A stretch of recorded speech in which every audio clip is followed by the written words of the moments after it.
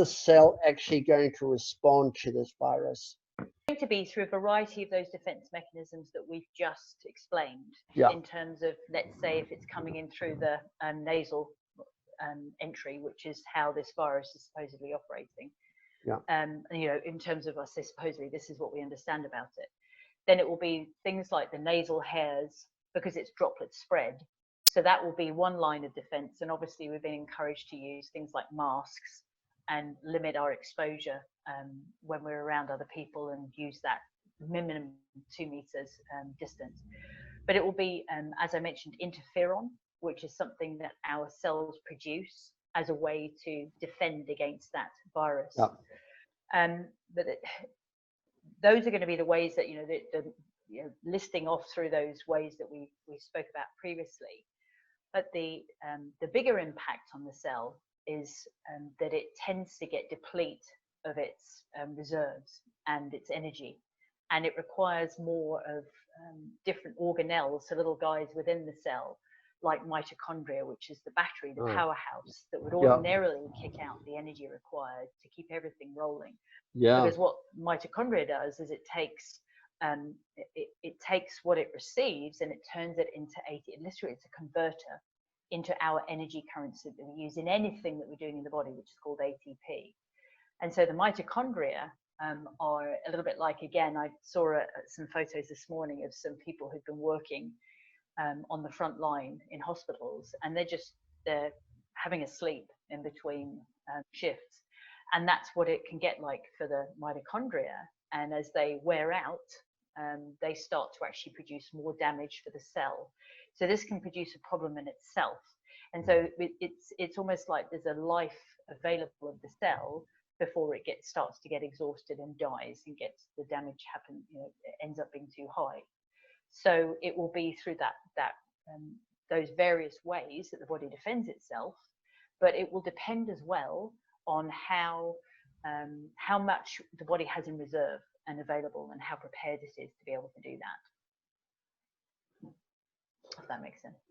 Yeah, my mind's running at 100 miles an hour as you're saying that, because I just see that many business owners don't understand the connection between their own well-being, their own ability to stay well, and the ability of the business to stay well. Fi, you know my history, my medical history anyway, and the challenges that I've been through. Yeah. Do you think, and this is off script, I know that, but do you think that many business owners out there are actually suffering unknowingly with chronic fatigue? Yeah, that's a good question. And, you know, this is the challenge, isn't it? Because first of all, if it's unknowingly, then somebody may not even be spotting any symptoms that may have been starting to creep up, just from just a little bit of tiredness to not having the same oomph in the morning, getting out of bed. Now that, you know, can often be put down to season change as we're going into winter here. But the other thing too that's a challenge within that concept and that question is that it's a bit fuzzy when it comes to actually diagnosing it now from a medical perspective, you know, a definitive test. So in the absence of that, it tends to be something that's allowed to go on for a long period of time, hence chronic, that can then build up a bit of momentum and become even more a challenge to turn around later. And so I would wager that a very high percentage of business owners, especially at the moment, even though they may not be working per se, as in maybe it's somebody who owns a cafe, for example, but just think about the amount of concern and worry that that person may understandably be having. And my gosh, you know, we're hearing about if we go to a new level of lockdown, that means that we need to have contact tracing.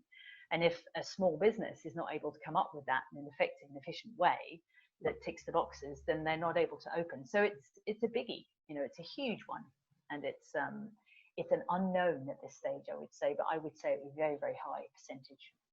Do you think it's a necessary question to ask business owners of not only themselves but also the people that work within the business? Well, I think the challenge with that question, being and asking that question, John, is that a lot of people don't realise the potential impact of if they have got that going on. You know, if you'd said to me, and you know, when I was studying about cardiovascular disease when I was 21, you know, in the end of that year, I'd done a massive amount of study, pharmacology, medicine, anatomy, physiology, and at the end of that, if you'd said, well, you may well have cardiovascular issues going on inside you, I would have laughed at you. You think about the amount of stress I was under in my study years, you know, living on a shoestring and all that when we're students. Yeah. I would have just thought, yeah, whatever, I'm going to live forever, especially younger business owners, or maybe people who have never had really a health issue. And it's not, maybe it's been in their family, but it's not them. Yeah. And so it's a very challenging one for many of us, and you know, like with myself included, to wrap our minds around taking seriously. Yeah. So I would say a lot of people would just say, well, maybe if it happens, sure, I'll cross that bridge. Yeah, because one of the other things is that it's many of the baby boomers that are now CEOs and directors of businesses. So they'll, sorry to say it, but they're worn out anyway. You know, their ATPs aren't going to be particularly flash. And no, so they're currently in overdraft. Yeah, so they're ATP, I mean. Yeah, so they're yeah, so they've got they're hitting this wall, you know, and they're requiring more energy to be able to pivot and be able to be creative and to find solutions. Mm-hmm. But there's no resources. They're totally depleted. So what would be your solution to helping businesses become and build an immunity system so that they don't have to, so that next time, and there will be a next time, oh yeah, that there's a virus, they won't have a Trojan horse? Yeah, it's a great question, and that, you know, I follow your philosophy that the business is only going to be as strong depending on the nature of the business. You know, most traditional businesses are reliant on the owner, the CEO, the managing director, etc., and because they're it, essentially. And that, to me, that's the challenge with the traditional business model. You know, as you know, we had our COVID moment back in 2002 when my husband and I were hit by a car and we lost our income overnight, and we were very concerned about our health. So it was the two-way punch back then, and that's our point that we chose to pivot. And Chris has carried on to become extremely passionate about financial health coaching and helping people to reinvent themselves and do just that in an effective way that works for them. And so that is the ultimate picture, in my opinion, is to actually look at the bigger picture about the business. That the first thing is looking after the people who are in the business. And I actually believe that. That's so, no matter what we're talking about, it always comes down to the people first. So it's looking after the people and their health generally. And when it comes to our immune system, there are three three-pronged approach that I've found for myself, for Chris, for thousands of clients over the years, family, friends, and it's one that I covered on a recent online workshop. And I go into the nitty-gritty of 7 particular keys within that. So if you'd like a copy of that, then any of the listeners are welcome to personal message me. But those are based around important foods that we can be using to help our immune system, health generally, but our immune system. Then we've got style hacks that we can be doing that actually help our health generally. Here's a clue. Then the third thing is protecting ourselves, because we need the technology these days to be able to help ourselves, given that we know that there are gaps in our nutrition, which is ideally where we get those antioxidants to protect ourselves. If we know that that's woefully inadequate these days, and even the likes of the Journal of the American Medical Association is prompting us to take something that's actually going to be good and fill in those gaps, is to be looking to advance micronutrition. And as you know, this has been an area of passion for me for the last 17, nearly 18 years, where I've been working closely with a cellular research company to figure out the best ways to fill in the gaps in the cells, but do that with bells on. So to do it very effectively, and also be able to mop up those mitochondria that we spoke about that can get old and start to damage the cell. So it's that three-pronged approach: macronutrition, so what we're eating, lifestyle hacks, things like hydration, exercise, and then the last one is those micronutrients to fill in those gaps and provide that high power antioxidant protection, amongst other things. Okay. So you're basically saying, let's get our people sorted from a total health perspective, and then that in itself is going to look after the business, because the business doesn't exist without the people. Absolutely. Whether or not it's, let's say if somebody's more hands-off, who runs the business, well, what about the people who are in it?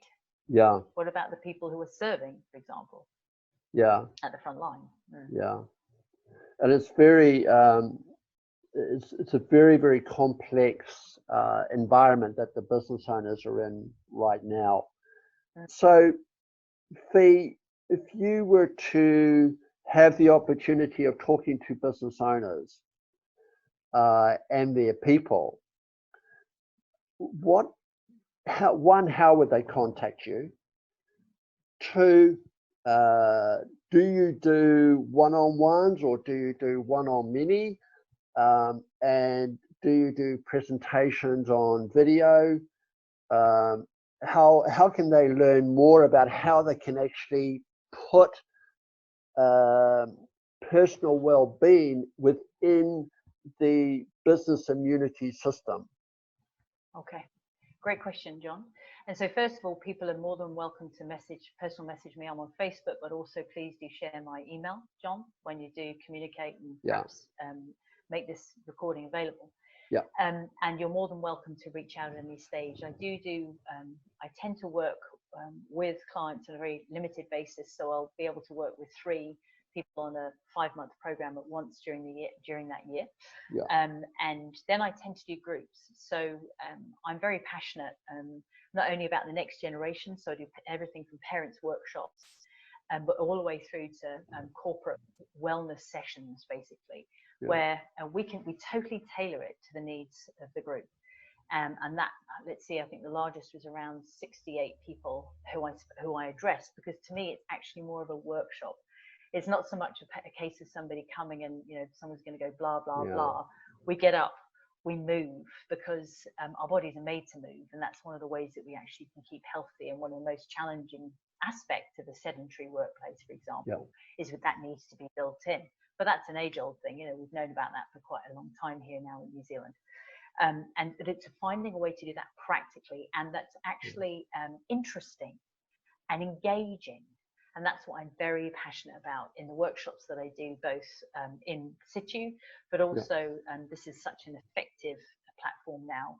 And as you will have seen, I think you tuned in and watched our online workshop, that it's possible to be able to absorb information, also do so in an interactive way, so that it becomes, we know from the research that, if we're just listening to something, it's very passive.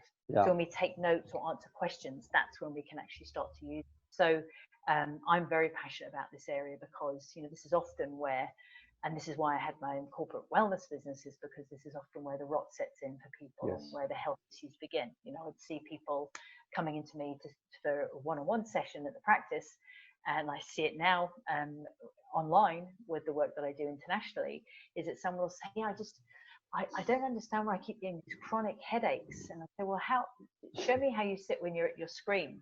Well, it's quite close. So I suppose I'm sitting like this. And how many breaks do you have a day? Well, I don't really have time to go and have a lunch break. It's like this kind of thing. And so it's stepping back and encouraging us to self-assess in a safe environment that's also fun and engaging. So that's something I'm very passionate. one of the exercises I did about 5 years ago, I went to talk to a business. There was a client of mine, and they were actually having some major losses in their warehouse.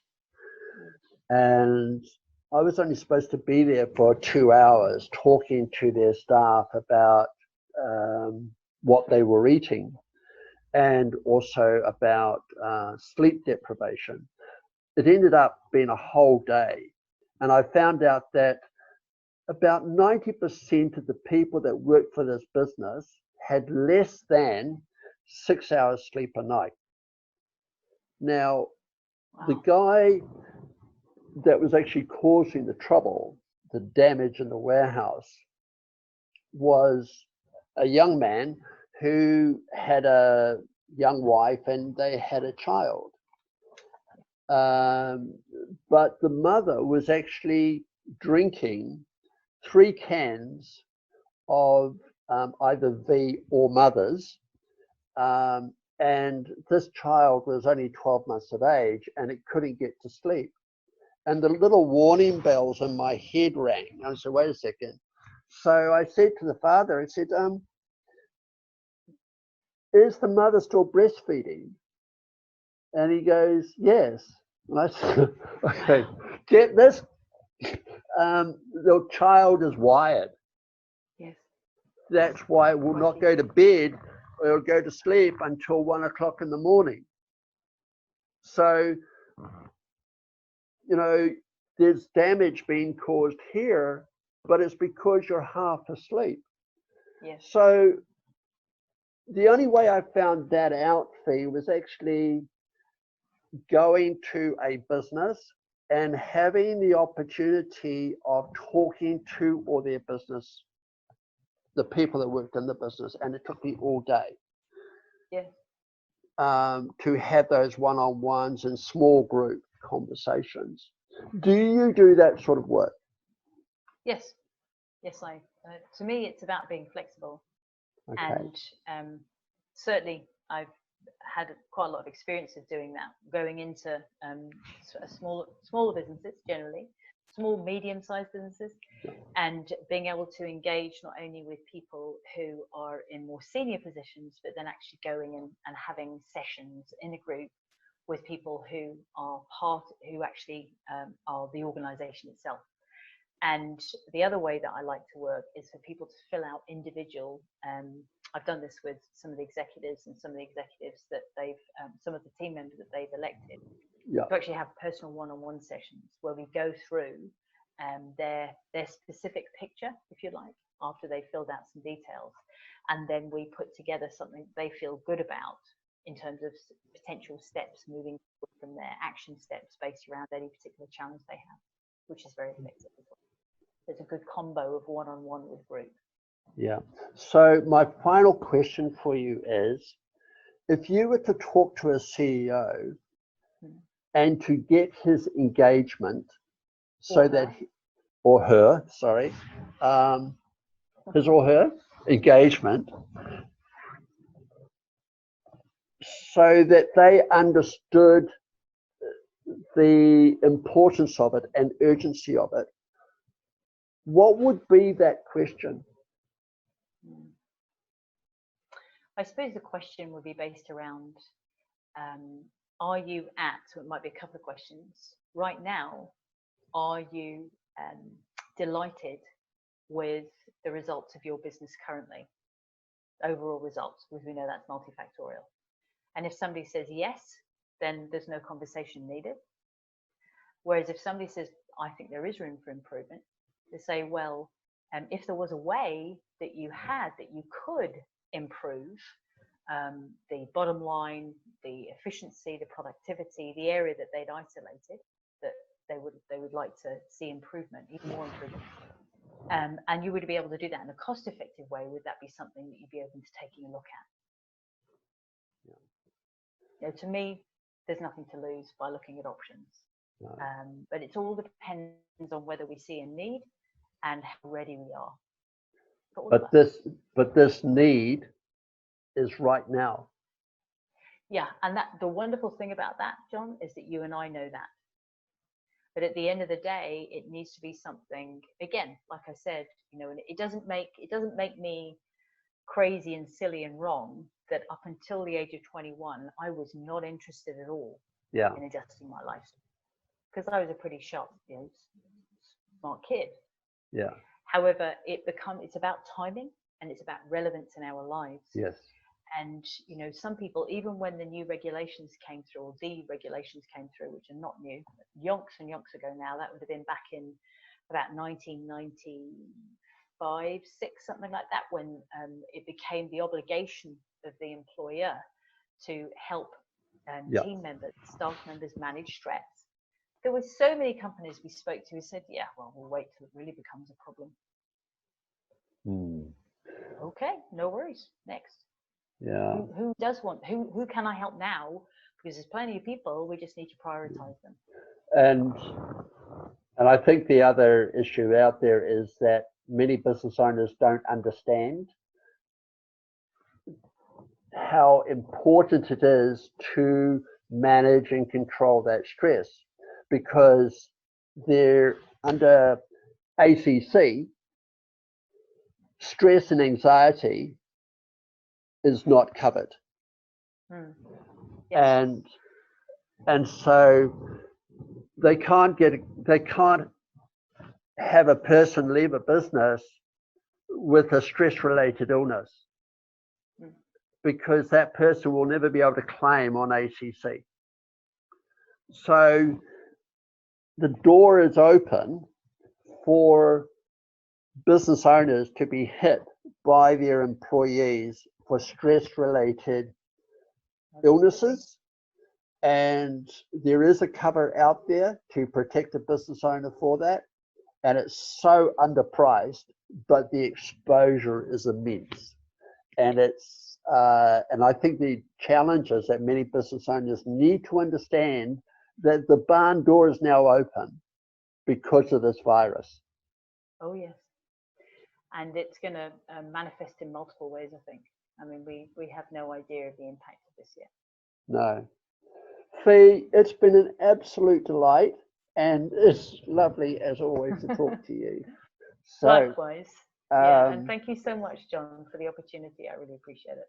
Yeah, so I will have all the information about how they can contact you, and also the testimonials, which are absolutely awesome, on there as well.